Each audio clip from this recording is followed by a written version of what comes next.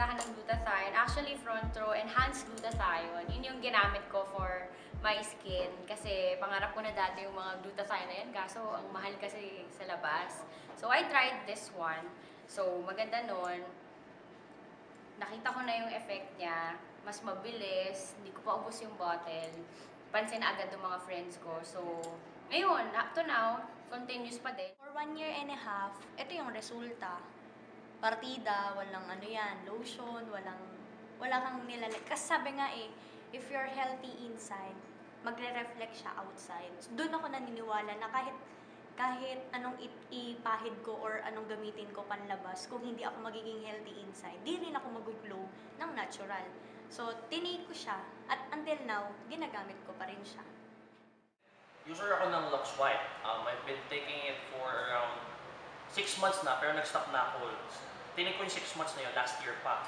And what happened is, medyo nagstay sa akin yung pagkaputi niya. So, meron ako dito, siya. Nakakayaman. Ito. So, pansinin na lang.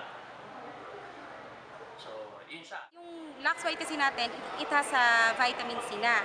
So, ang ginawa ko na lang, nag-take ako ng another grape seed para mas mag-effect siya sa akin. Diba? So, actually 5 days ko pala siyang ginagamit. Pero still, tingnan nyo naman yung, diba? So, tingnan nyo naman.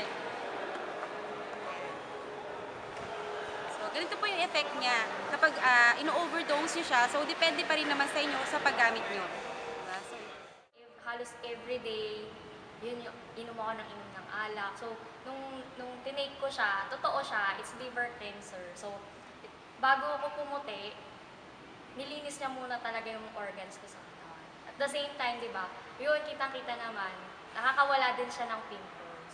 Kasi nung nag-aaral ako, pinipimple ako kasi sobrang stress. Yun, nawala rin siya. At the same time, lalo sa panahon ngayon, medyo, di ba, mahilig tayo mag-computer. Facebook, inabot ka ng umaga, madaling araw. So, medyo naayos din yung sa panlabo ng mata. So every time, every now and then, pag may hangover, yun, I take it para talaga the next day, nakakapag-work ako ng maayos, kahit maaga ako gumising, kahit late na ako umuwi kagabihan, pero kaya akong gumising ng mas maaga, nang wala akong hangover or walang, kumbaga, ang linis-linis ng pakiramdam ko. So,